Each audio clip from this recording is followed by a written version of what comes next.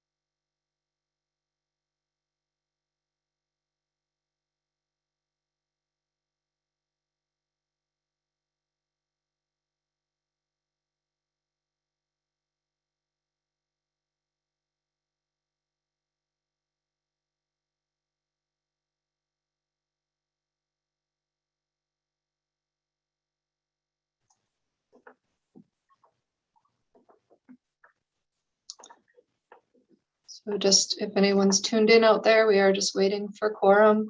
That's why all you're seeing is silence. Thank you.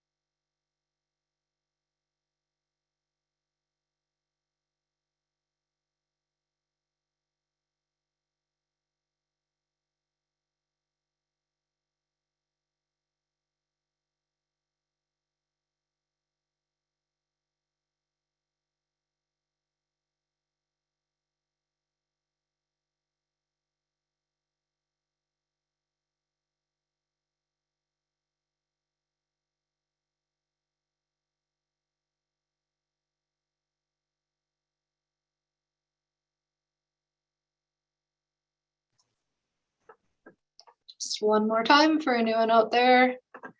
We're just waiting for quorum of council before we start the meeting. That's why you're not hearing any voices at this time. Thank you.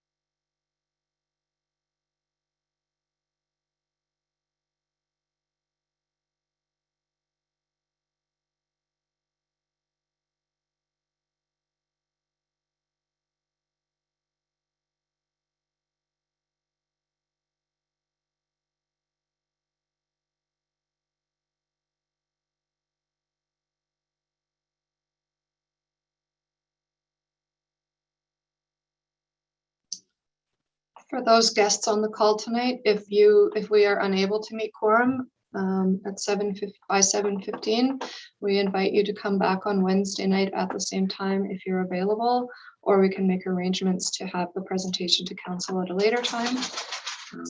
But we will keep our fingers crossed for another 8 minutes. Yeah, thank you. Just a quick question, Natasha. Have we checked with legal on what constitutes a quorum now? We only have 6 councillors. With 6, 3 plus 1 should be a quorum. Oh, okay. I may have done the math wrong. I was thinking 4 plus 1. That would be with 8 councillors, though. Okay. Now, I may be wrong, but I think we have a quorum. Okay. Steve, do you have any input on this? You've been around a while, too. It kind of depends on the way it's worded. If it's a majority of councillors present, the majority of councillors, as you said right now, as it is, would be 3 plus 1 because we're down to 6. Okay, But if it specifically states we need 4, then no, I'm just gonna grab the CTV Act. I'll be right back. yeah.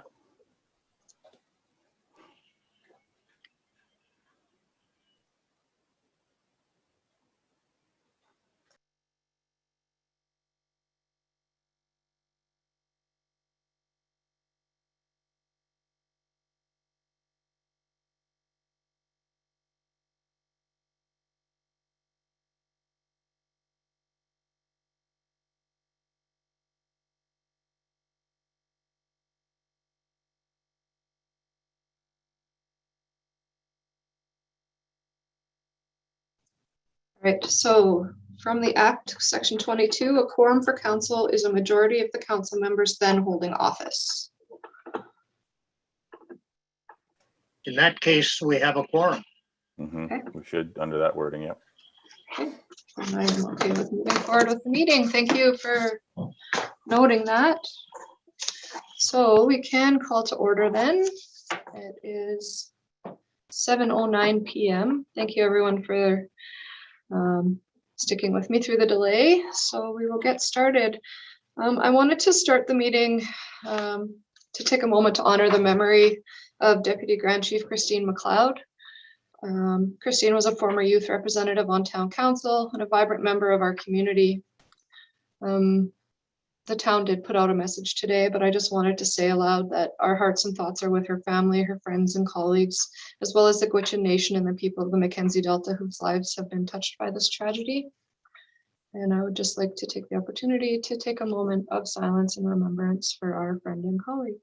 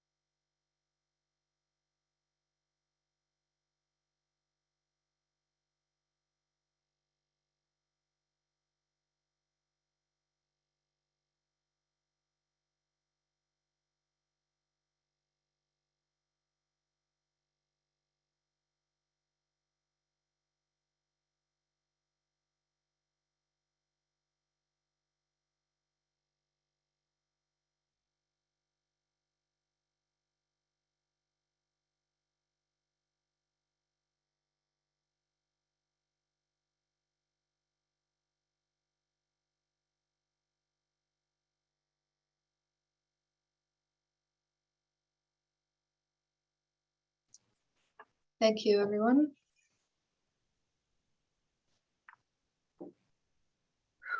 All right, we can move on now to the adoption of the agenda. Were there any additions or changes to the agenda this evening? I believe we had any. All right, on to declaration of conflict of interest or pecuniary interest. Seeing none. And on to delegations, presentations, or petitions. Up first, we have the RCMP report. And Mark Bishop is here to present the report. Mark, I'll hand it over to you. All right, thank you for having me again this evening. So for July, this past month, I'm happy to say our calls were down slightly again. There were a couple of categories that were up. Assaults were up a little bit, but you'll notice on the report there was a dramatic increase in the causing disturbance, mischief, including public intoxication. Went from 206 last month to 78 this month. Don't have an explanation for that one, but it seems good to see.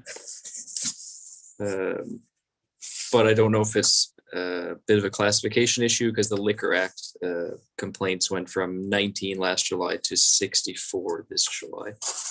So I'll take a look into that next month. 11 reports of family domestic violence, 7 individuals charged, 17 reports of impaired driving, which was 3 individuals charged, and then 3 driving suspensions also issued. A couple of things made the media this month. One was the missing 30-year-old male, but he was safely located. That was near the end of the month in July. And as well, earlier in the month of July, there was a female charged with aggravated assault here, but the victim of that had non-life-threatening injuries. And of course, that's before the courts now. On a positive note, young Mr. Costa there won the award for naming the foal contest.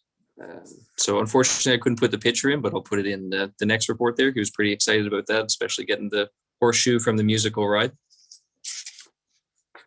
And other than that, not too much of an update for me. A little bit of shortages here this summer due to transfers, summer leave, training, that piece going on. Hoping everything will return to normal in first week of September. And otherwise, I'm open to any questions or concerns the council might have. Great, thank you for the presentation. Were there any questions from council? Shaking heads. All right, thank you so much for the presentation, and we will of course be in touch if we do have anything that comes up. Appreciate your time. All right, thank you. Okay, so now we can move on to the presentation from Christina Zardo for the Food Cycle Science Corporation, the Partnership for Impact Canada Food Waste Challenge. Hi, Christina, welcome to the meeting. And I will hand the mic over to you. And I believe you have the power to screen share as well. Yes, thank you very much, Mayor and Council, for having me. I'm just going to share my presentation. If you could confirm that you can see it on your screens. No, we cannot. Okay, let me try that one more time.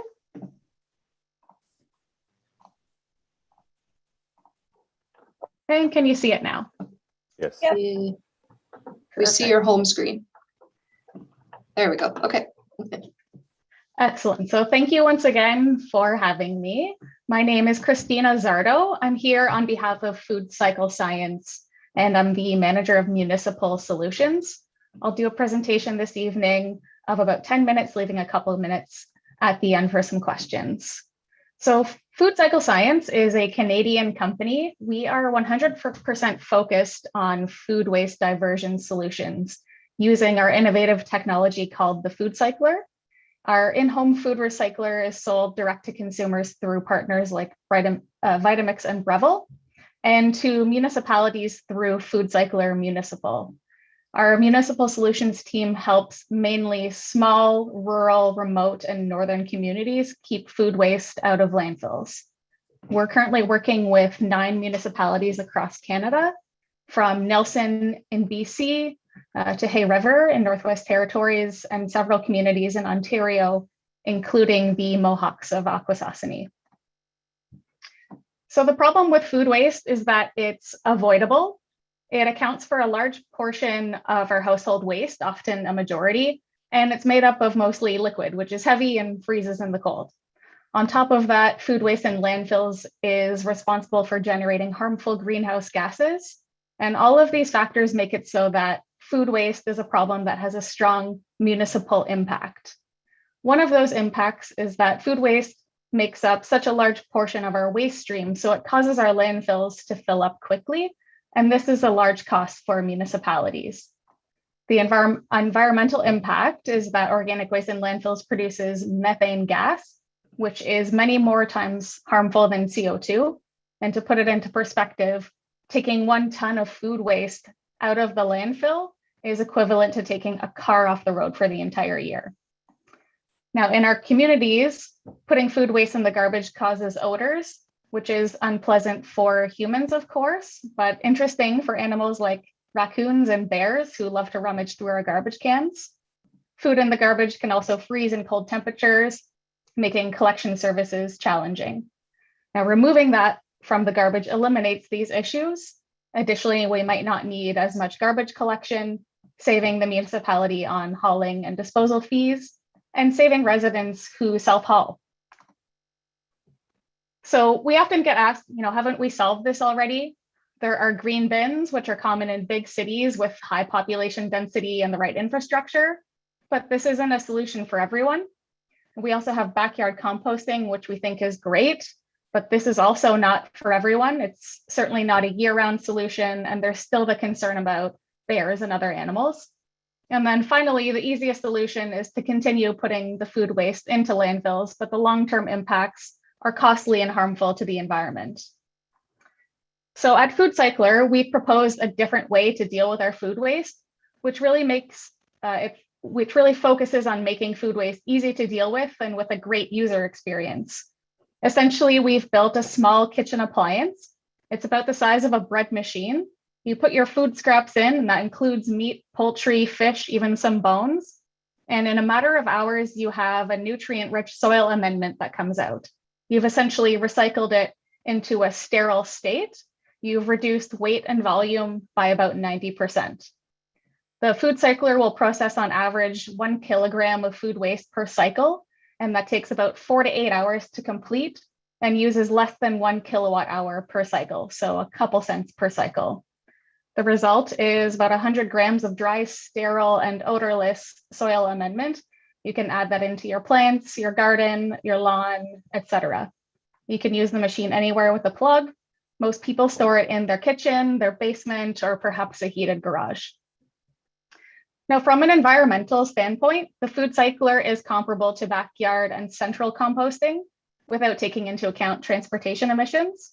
It represents an approximate reduction of greenhouse gas impact by 95% versus sending food waste to landfill. In terms of economic impact, our solution offers a return on investment by significantly reducing your waste management costs. You're looking at a savings of upwards of $100 per ton versus traditional methods that involve hauling and disposal.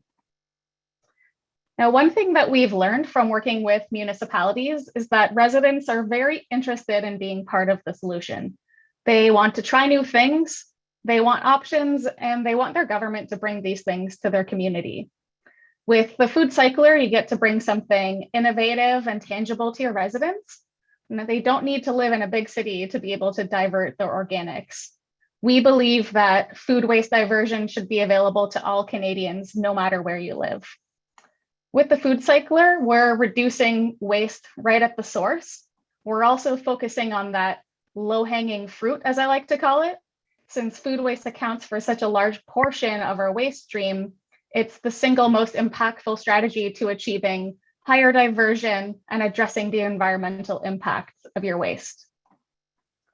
I mentioned earlier that we are working with several municipalities across Canada. As an example, the city of Nelson in BC ran 2 pilot projects with 250 households receiving a Food Cycler unit. The results were overwhelmingly positive. We received an average rating of 4.5 out of 5 stars and achieved a significant diversion of food waste over that time. Following the success of those pilots, Nelson voted to put a Food Cycler in every home in their city of 10,000 people. A few months ago, Food Cycle Science or Food Cycler was selected as a semi-finalist in Impact Canada's Food Waste Reduction Challenge. This is a 3-part initiative from the Government of Canada to reduce our country's food waste. As a semi-finalist, we were given a prize of $100,000 and tasked with finding Canadian municipalities as implementation partners. So we're using this funding to invest directly into pilot projects at a heavily subsidized price. We currently have 5 municipalities actively piloting Food Cyclers in their community, and we have another round starting in Q4 of this year and are looking for a couple more partners. These pilots will help us move into later stages of the challenge, which come with larger prize funds of $400,000 in stage 2 and a $1.5 million grand prize in stage 3. Future funding that we receive through this will continue to be used to invest into programs for Canadians, and any municipality that partners with us from stage 1 will have first right of refusal on subsequent funding in their community. So the pilot program that we're running, it's a 12-week project. Residents purchase a food cycler at a subsidized rate from their municipality. They use the unit, tracking the number of cycles per week. At the end, they get to keep the food cycler, and we ask them to complete a brief survey so that we can evaluate the program's success. We have these results that are, of course, shared with you that can be used to support future municipal waste management decisions. So round 2 of the funded pilot programs are available. And here we have some pilot size recommendations. For a municipality of your size, we would recommend the 100 unit pilot program. They work on a subsidy model where food cycler and provides a discount. We add in the federal investment from Impact Canada to get the price of the unit reduced by 50%. We then ask the municipality to subsidize the cost by 100 per unit plus shipping, and the resident ends up only paying $150 for a unit that costs $500 retail. And remember, after the 12-week pilot period, the food cycler is theirs to keep. I'd like to highlight that these are recommendations based on our experience. We can, of course, explore other program sizes that are more tailored to your needs. But to give you a bit of insight, in Hornpain, Ontario, which has a population of just 1,000 people, they opted for the 36 unit pilot, which just launched August 1st, and they already have a waiting list going for another order. So we would welcome the town of Inuvik as a partner in this food waste challenge. That's the end of my presentation. I thank you so much for allowing me to speak today, and I'm prepared to answer any questions that you may have. Great, thank you very much. Are there any questions from council? Councillor Salatke, sorry. Mine's actually not a question. It's more of an encouragement. I did a pilot project in 2018 when I was working with the greenhouse, and I had 5 families, and I collected their compostable waste for 3 months. And in those 5 families, we collected 1,000 pounds of compostable materials. So I think this is a really great program. Yeah, I just like to say kudos. This looks fantastic. If we do not get chosen for a pilot program, you said that the cost would be $500 if people wanted just to get these anyway. There are people that might be interested. Yeah, of course. Anybody can purchase one through Vitamix.com in North America. The retail price is $500. And if you don't want to participate in the pilot, we could also discuss other options to get maybe a municipal discount so you can purchase some and just kind of sell them outside of a pilot program. So that's an option. And thank you for your encouragement. Sounds great. Thank you very much. Deputy Mayor Barla? Great. No, thank you, Christina. It definitely seems like an interesting product and an interesting pilot project for a community. I guess I had a question regarding the timing. When would you need an answer, I guess, from the municipality if we wanted to sign on to this as a pilot and partner up with this? So what we're looking for, thank you for your question. We're looking for a Q4 pilot, so really anytime before the end of the year in order to stick with the Impact Canada challenge requirements. So if we can get something going maybe in November or December, an answer prior to that would be excellent. Okay, yes. And just to pick up on that, it's good to know that timing because I think it's something we may want to look at a little bit more as a council. And it obviously would have a budget implication item depending on how many units we wanted to go. If you're doing the 100 units, as you said, that's a $10,000 commitment we're making, but you also said plus shipping, so maybe a little bit higher than that yet. Yes, and I'm not sure what shipping would be like for you folks, but we can right. look into that.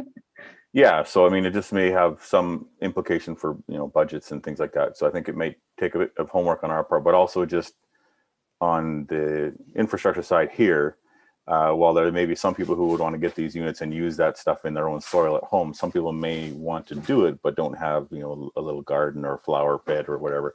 So we have to figure out how we would handle the remainder of the product coming from those folks, which to me the most sense makes the greenhouse, but we would have to work with them to be able to receive that, or if they want to receive that, and how that would all work, and who would do collections and so on and so forth. So I think there's a bit of homework to do on our side, but definitely seems interesting, and I think I'd like to talk about it a bit more among the council and just see whether it's something we would want to commit to as a municipality. Thank you. Thank you. Thank you. Councillor Wood, go ahead. Yeah, it seems like a great idea. I do have 2 or 3 questions. First off, can you tell me what the power usage is for one of these machines? As you know, we probably have some of the highest rates in Canada. So. Yeah, so the one cycle will use about 0.8 kilowatt hours. It's not bad at all. Not very much. Is there any odor associated with using one of these? You were saying you can put it on your kitchen counter. The unit actually comes with 2 carbon filters, so it does eliminate the odors. They do need to be replaced depending on usage every 3 to 6 months approximately, but with workable filters, they don't produce any odors, which is quite nice. How much are these filters and where can you get them?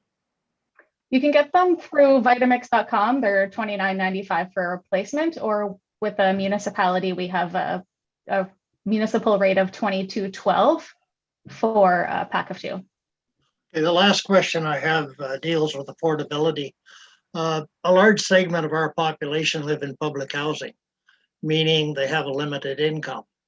At $100, $150, maybe. If they have to pay $500, I would say 90% of them would be out of the question. Is there any way to make these more affordable for low-income people other than the pilot project?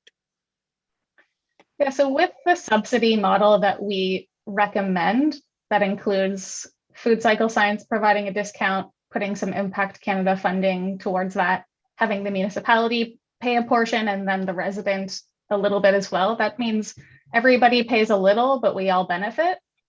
If you wanted to change the subsidy model where the municipality pays more so the resident pays less, we would welcome that, of course. This is just the model that has worked so far with many municipalities that has been preferable to both residents and council.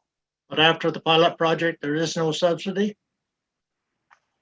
After the pilot project, we would go with just the municipal discount. So the municipal rate is $300 for a unit.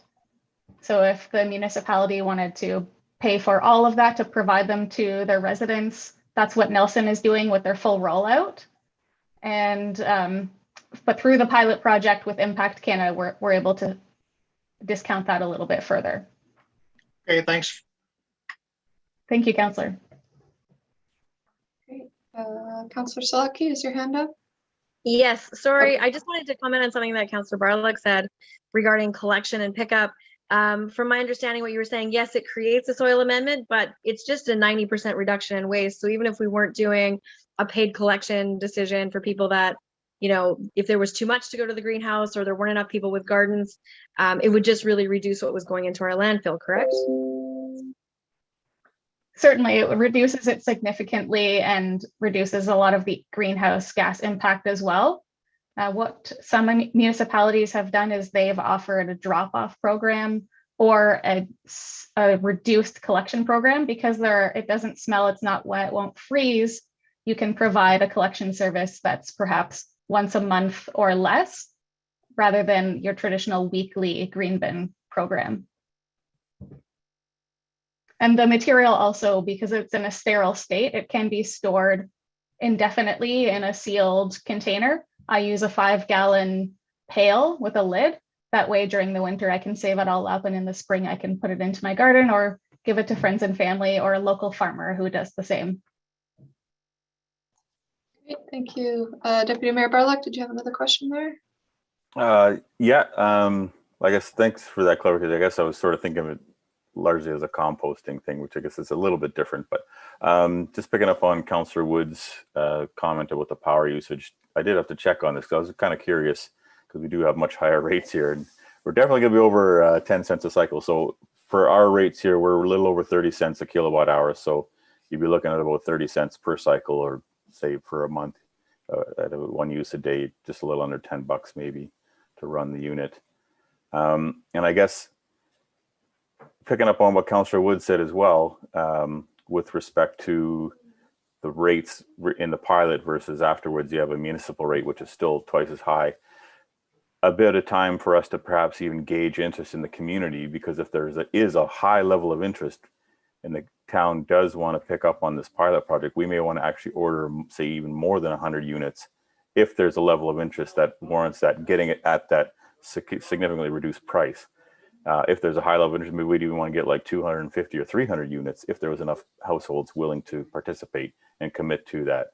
And then obviously the municipality would have to front their side of the subsidy for that. So I think it would require a bit of time for us to gauge level of community interest to see, is it something that we would want to get even more units at this subsidized rate and really try to get a good uptake of the program. So like I said, it's interesting. But I think we need to do a bit of homework before we would make a commitment to it, is what my thoughts are. Yeah, thanks for those comments.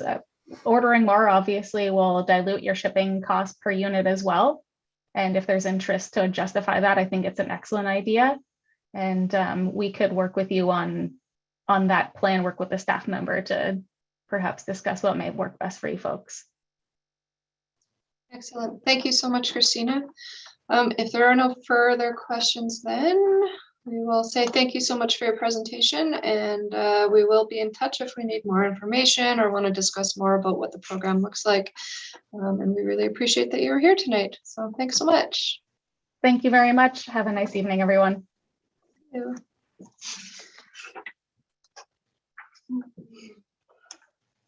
All right, we can move on then to public question period. I'm not aware of anything that we have received for this evening. So we can move on to the adoption of the minutes. 6.1, the minutes of the July 12th and 14th, 2021 council meeting. Were there any questions or discussion arising from the minutes? Deputy Mayor Bartlett. Just a real minor thing too, just with respect to the wording of the motion for 9.1, just in keeping with the way we've worded all the other ones, you may want to read third and final reading rather than just third reading. All the other ones always say third and final. So just a minor thing I noticed. Great, thank you. Anything further? All right, on to 7.1, the action items list. Any questions, comments, discussion here? No, all right. On to new business. Item 8.1, the appointment of the returning officer for the 2021 municipal election. So there is a recommendation within this to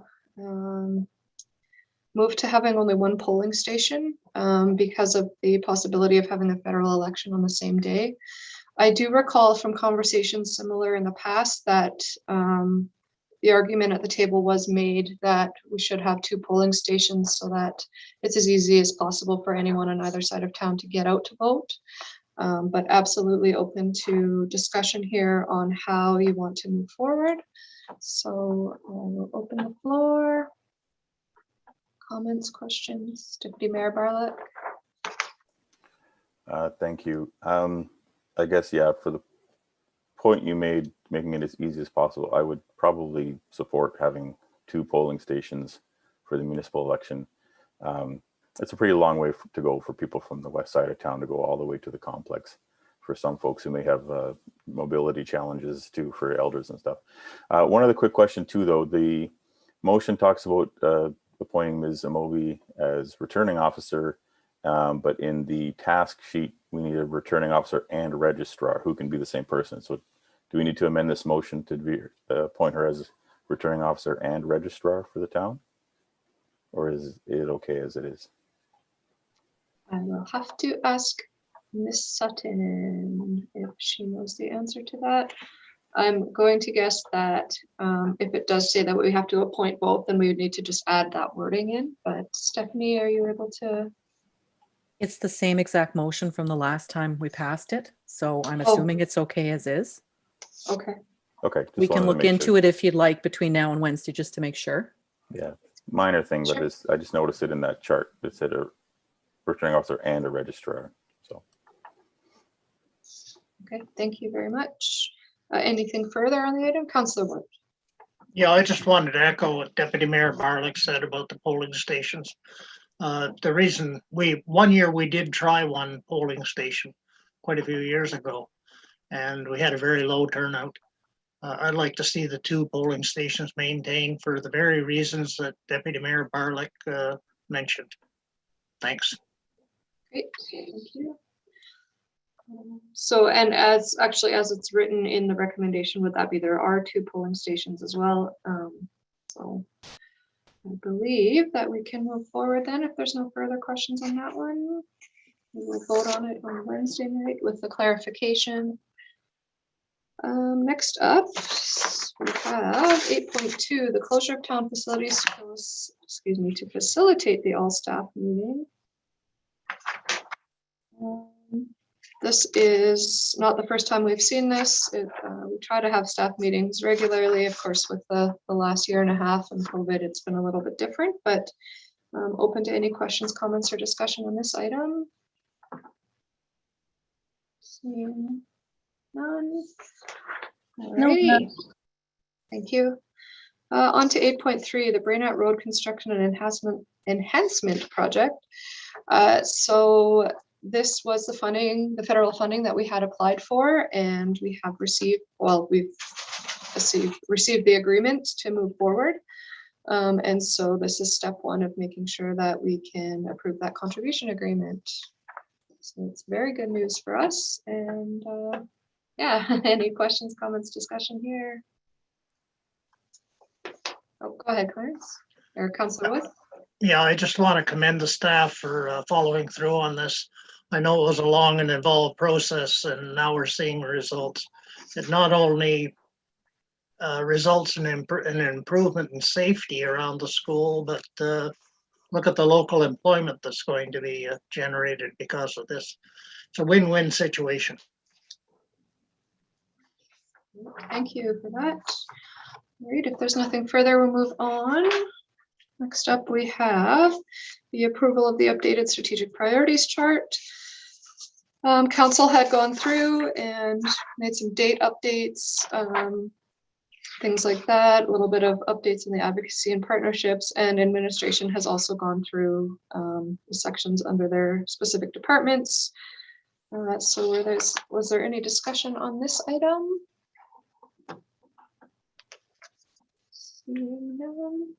All right, and on to the community beautification contest judging. Unfortunately, this earlier in the year, but now we are on it. So what we do need to pick tonight actually is someone who might be available or who is available to go and do the judging tomorrow night with a staff member. So I understand that Councillor Salaki is away from town right now. So Deputy Mayor Barlick or Councillor Wood, would either of you volunteer to be the judge? And then we will actually appoint you as the judge on Wednesday when we vote. I'll nominate Steve. didn't I do like 3 judgings in the last 3 years? You're pro. There you go. Yeah, you're good at it. Yeah, I can go Okay, around great. again, I guess. Do we Excellent. need to pick our staff person, or do we have someone already designated for it? We don't need to appoint the staff person. Okay. So we will make arrangements to have someone to meet up with you.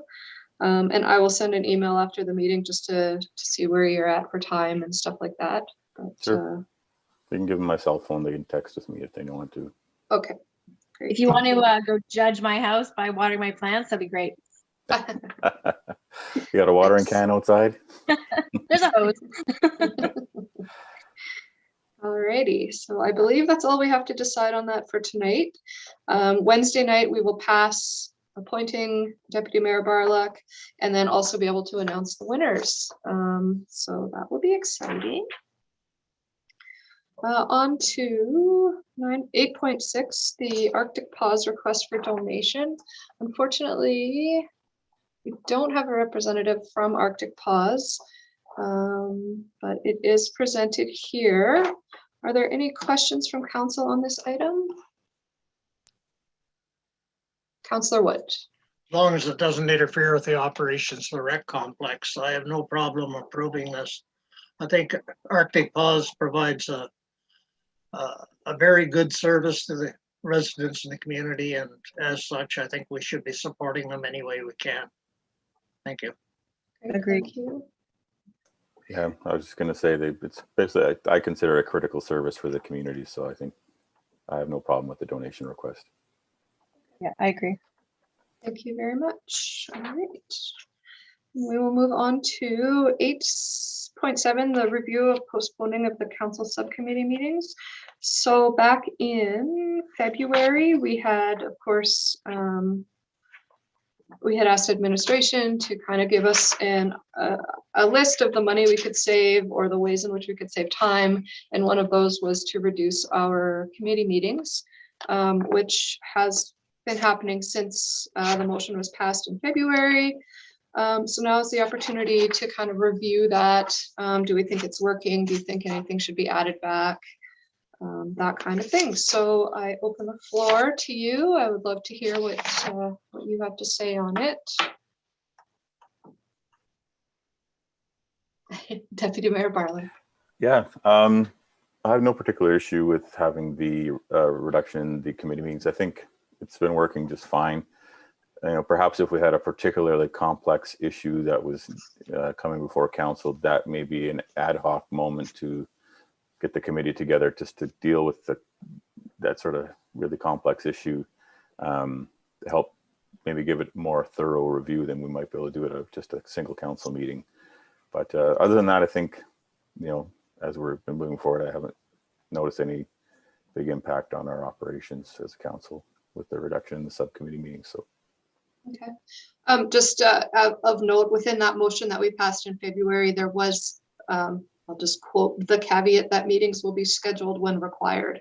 So just like you've just said, if there was something that needed to be attended to or needed more attention than a committee of the whole meeting could garner, then we certainly could call a meeting. So yeah, any other comments or discussion here?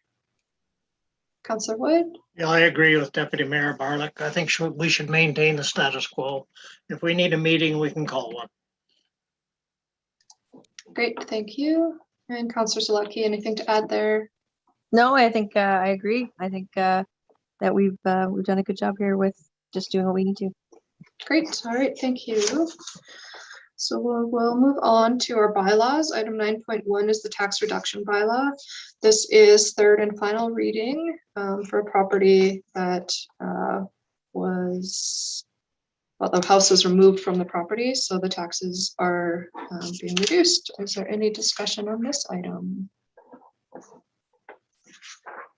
None. All right, and then on to item 9.2, the highway traffic bylaw, school zone speed limits. So this was an item that came to council quite a few months ago, and council had some questions and some clarifications, which I believe have now been answered. I want to thank administration for the hard work that they did do on this to make sure that, you know, that all of council's concerns got addressed. So you will see there was a map included in your package, as well as Schedule E, which identifies basically the corners of the area that is set to be the school zone. And of course, bringing in the rule that the school zone will be 30 kilometers an hour, which brings us in line with basically all communities or most communities across the NWT. So again, I commend administration on the work that went into this, and I would look to any questions or discussion from council at this time. Deputy Mayor Bartlett. Great, thank you. I've got a few here that I did. Just looking at Schedule E, the first two amendments I'm fine with. I know we weren't all in agreement, but I'm happy to see that the school zone is designated for sort of school hours, 8 to 4:30 daily during school, any day school's in session. In Schedule E, though, For Kingminya Road, we have it listed as westbound and eastbound and described as such, but for Brainett and Firth, they're only both listed as southbound. Do we also need to include the listing for northbound as well? Just to make sure it's not just one lane that's under 30 kilometers, but the other side is not. I don't know if that makes a difference or not, but just seeing that Kingminya was listed both east and west, I figured the other two should be listed north and south. That can be clarified after. I also noticed Berger Street is not included this time. I thought we had it included in the first iteration that we saw. There is a lot of foot traffic of students walking through there, passing from the school to the newsstand or back and forth. So I don't know if that's something we as a council want to consider having in there in our school zone. The Berger Street from Kingminya to Mackenzie Road, north and south. And in the graphic at the beginning, Gwitchin Road was highlighted in that, but it's not in the schedule. I'm assuming that means we're not including that as part of our school zone for the traffic, which I'm in a bit of agreement. I don't think we need that Gwitchin Road section included in this. The main items are the Firth, Brainett, and Kingminya area is where we have the heaviest traffic of students coming in and from school. So just a few questions I had regarding the Schedule E in particular. Okay, great. We do have Chief Hammond on the line. I'm not sure if she's able to answer those questions straight away, but Cindy, you can go ahead if you'd like. Yes, I can. Ultimately, it is at council's discretion as to how you want it. So I'd like to pose that back to you. If Councilor Barlock, you're suggesting that Gwitchin Road from Brainett to Firth Street is not included, so it's actually a U, then that can easily be edited on the map and and the signs posted as such. Yeah, and in the way it's described in Schedule E, that is what it is right now. It's just Yeah. a U. Yeah. So. Yeah, so we added the map to clarify because I found the wording in the schedule it was east, it was west, it was this corner, that corner, and it was really hard to visualize. So thank you, Stephanie, for actually putting that into a graphic for us. So if we look at the graphic, we can change the wording to reflect the graphic. So I'm going to pose to council, do you want it a square including Gwitchin, or do you want it just the U from Gwitchin down Brainott and Firth and down Kingminya to include Berger, as well as the North Mart corner down to Mackenzie? So the way that the graphic looks. It's entirely council's discretion, and we will do as you have asked us to in terms of putting the signage and the wording in the bylaw. Okay, and then just the part about the, do we need to add some lines to our chart then to do the northbound for Brainett and Firth as well? I guess. Right. Well, Those are just- the lines are there, just it's not described as such in the schedule, but Kingminya is described in both directions. So you would just have Right. to add one more line for Brainett and Firth and just add northbound. But Right. And just reverse the start and end of the zone. Yep. But yeah, speaking to your point, yeah, I don't think the Gwitchin section needs to be included, but I think I would like to see the Berger section. It's a really short street and nobody's going to get over 30 kilometers an hour when they're turning. I would say I sure hope nobody does. That's a short go. Yeah, so that would be my suggestion to my other councilors, see if they agree with it or not. We're getting a thumbs up from Councillor Wood. So, and Councillor Salaki, go ahead. Sorry, I'm just having video trouble, but yes, I agree.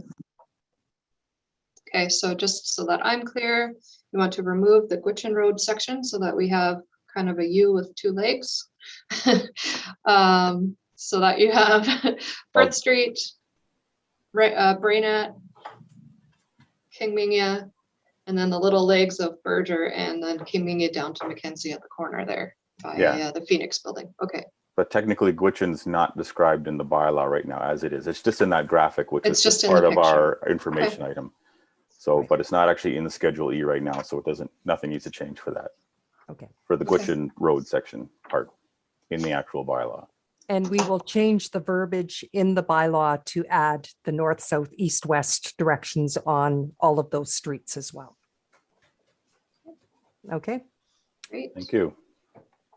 Anything further on this item while we're here? Seeing none. All right. So on to the department head reports. First up, we have the planning and development report. Are there any questions or discussion on this item? Seeing none. The economic development and tourism report. I would just like to comment again that the department has continued to plug forward, doing many great community activities, the Arctic Market, all those types of things. And it's, I think our community is happy with the things that they're able to attend, especially as we move out of some of the restrictions that we were under for so long. So on to the financial report. Any questions here? We do have Chitty on the line if we need her. No. And capital projects report. As you can see from the report, many projects are moving forward. Deputy Mayor Bartlett, go ahead. Great, thank you. Just for pool repairs and liners, see we had the leak detection personnel were here, I guess probably just left today maybe. Does that mean our piping is now completed and they came to just make sure everything was good with the piping, or we're still a little ways to go? I guess the larger picture, are we on track to still open sometime in September? So I got asked that again today. So the person who was just here was the person that was supposed to come back in May. And due to pandemic restrictions and issues was not able to make it until now. I would have to ask Director Campbell if he is aware of what the timeline looks like at this point, but I do know that we are a little bit behind at this time. Rick, are you there? Yes, I am. Sorry, I just had trouble unmuting. I think the leak detector guy not getting up here when he was supposed to in May has put us back that amount of time. So I don't think we're on schedule for September. But we are, Robin is in close contact with the pool people, and we will have the problem we were looking for. We now know that we have to go and probably put some of the main drains on the surface too, so, or on the walls of the pool. So it's going to be a little more complicated. So I will let you know as soon as I have more information. Yeah, perhaps that's something we want to then start working on a public update, because that's probably the question I get the most is, when is the pool going to reopen? And I've been kind of telling everyone, as long as everything's good, September, but it sounds like we're maybe sometime into the new year by now, given the amount of delay we've had. So I think that's pretty significant. So I think we may want to start to develop an update. Once we maybe have some idea of what we're looking at for time, I think we should update the public again. As soon as we know, we will look at doing that. Yeah. Okay, thank you. Okay. Thank you. Anything further on the capital projects report? None. On to the public services report. Deputy Mayor Bartlett. Yeah, I saw in here that Inuvik Gas took 5 weeks to find their gas line in the road on Veterans Way. Is there any particular reason why did they give you any reason why it took them so long to find their line? And will the delay cause any particular problems aside from what you suggested me to put things behind? But is that going to cause any major problems for us with respect to the replacement in that area? Yes, it is. By them taking as long as they took to locate that gas line, every day that they take to find it puts us a day behind, and there's certain things that has to happen. There's probably 10 to 12 days of deconstruction once the temporary services are put in, and that's why we needed to locate the gas line, or the contractor needed to have the gas lines located. When Inuvik Gas went to locate the lines, they found out that the tracer wires that are supposed to be in place to help them find the pipe weren't there. They really had not much of an idea where the pipe run underneath the overpass, if it was underneath the overpass or if it was off to the side. And then they had to do quite a bit of searching, and they dug some really deep holes with the hydrovac system trying to find it. And it was just a matter of trying to find it. And I put 5 weeks in my report, but it could be as much as 6 to 7 weeks they were looking for that line. So yeah, Michael Maltese, the engineer, and myself and the contractor, Michael has asked him for a revised schedule. We are probably going to only be able to do part of the project this year because we do not want to attempt to do the heating lines section of the utilidor without being positive we can get it completed in the winter. So it has set the project back quite a bit. And are we going to have any issues with potentially having to carry over some of the funds we've received to complete it in, say, the new fiscal year for the government? Not as far as I'm aware of. I think we have a certain amount of time to spend it, and I think that'll be still within the time frame. Okay, and would this potentially have any impact on next year's plans for more replacement in another section? Or do you think it'll just kind of flow one into the other? I think one will flow into the other. Okay. And have they fixed the tracer line issue? Did they actually run a line through there now so they can find it in the next time? Or you There don't is no fixing a tracer line issue. Yeah, okay. The lines are, that particular line is a 6-inch line that was bored in. It was bored in at quite a depth to get underneath the overpass that's in that area. They bore the line in and then they pull the gas line through the borehole, and the tracer lines are attached to the side of it. Obviously, they didn't make it all the way through. And I mean, they just don't tie one tracer line to it. They have a double set of lines, so if one gets damaged, it's unfortunate, but both lines were damaged. Okay. Thanks, Rick. Okay. Thank you very much. I had another question too. Okay, well, we'll keep Rick on the line then. Go ahead. Okay, this one's with respect to the sugar beet liquid. I guess I'm glad to see you guys bought some and tried it out. You said it seems to be doing a lot better than the calcium section. So are you able to say at this time, even ballpark, like I know the beet liquid was probably what, triple the price of the calcium, but if you're having to do less maintenance on the back end, do the costs kind of even out a bit, or is there any cost savings we can realize with this, or even just manpower efficiencies? Okay, it's working very well, and it's holding the road on Industrial Road together way better than what the calcium had been doing. The upfront costs of the roads that we do with calcium is we put 2 tons per kilometer, so that's about 1,600 times 2 for 1 kilometer. To do the kilometer of road that we did on Industrial Street with the sugar beet, the first application works out to a little over $10,000.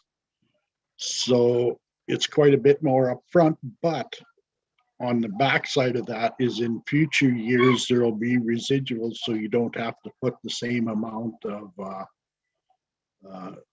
sugar beet juice onto the road. You can get by with just a couple of tons instead of 10 ton. So it's very promising, and I really like the way that it held our particular, because I just had that, or we had just resurfaced that road last year, and it really held our gravel together well this summer, I think so. Great, thank you, Rick. Any other questions for the public services report? Seeing none. All right, thank you so much. Now we'll move on to the protective services report. Are there any questions or discussion here? Seeing none. All right, and on to the community services report. Again, seeing none. We do have a couple of highlights. The green shacks are out. Drop zone is open. So there are activities happening. Next up, sorry. We'll move on to our information items, the Aurora Research Institute research notifications. And then on to council concerns. I will have a couple announcements, but I will do those on Wednesday. So are there any concerns this evening? I have something that's not really a concern. It's more of a kudos, but I've heard really great things from parents who've been dropping off their kids at both the drop zone and the green shack and having a great time. And the kids are really, really happy. So really nice work being done by the crew. Great, thank you. All right, I don't have anything further. We do have an in-camera item this evening. So I will look for a motion to move in camera, please. Moved by Deputy Mayor Barlock, seconded by Councillor Wood. All in favor? Yes. Thank you. So with that, we will just take a moment to end the recording and the live stream. Thank you, everyone, for attending. Thanks, everyone.